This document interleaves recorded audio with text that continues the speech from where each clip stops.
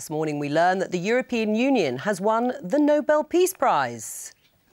The Norwegian Nobel Committee has decided that the Nobel Peace Prize for 2012 is to be awarded to the European Union. Now, with us now is someone who I know would like to offer his congratulations, the leader of UKIP, Nigel Farage. Here is your opportunity to congratulate them on winning that prize. Yeah, astonishing, isn't it? And I suspect that the Nobel Prize itself will be brought into disrepute by this. I mean, look, just a few days ago, Angela Merkel went to Athens to be greeted with Molotov cocktails, a violent demonstration, and, almost unbelievably, people dressed up in Nazi uniforms. What we're seeing is a Europe being divided from north to south by the Eurozone.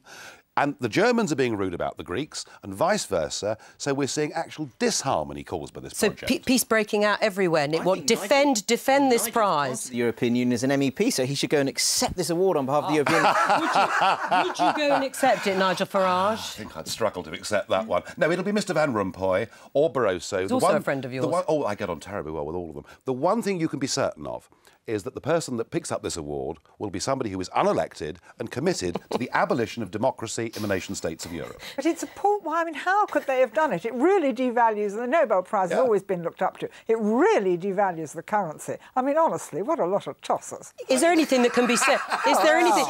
I have to apologise for Sue's language. Yes, I even missed that.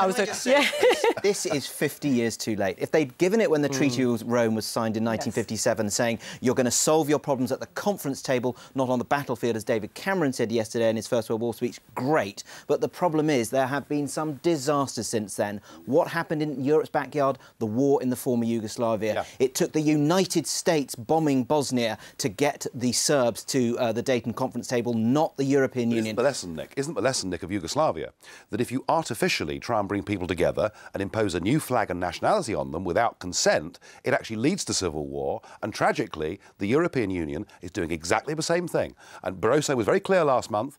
Nation-state democracy must go. It must be transferred to people like him.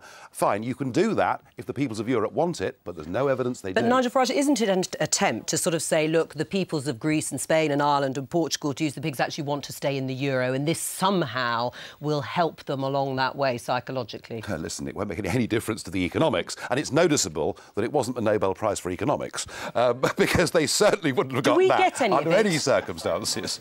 Do we get any of it, the prize money?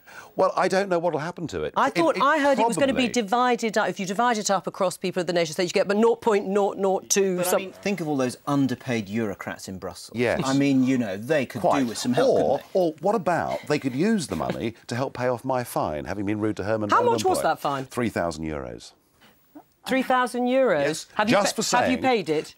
I have, just for saying that the chap had the charisma of a damp rag. Well, you won't say... Oh, don't say it again, you'll be fined again, although you haven't said it in the Parliament. And you're enjoying this all far too much. That's all for today.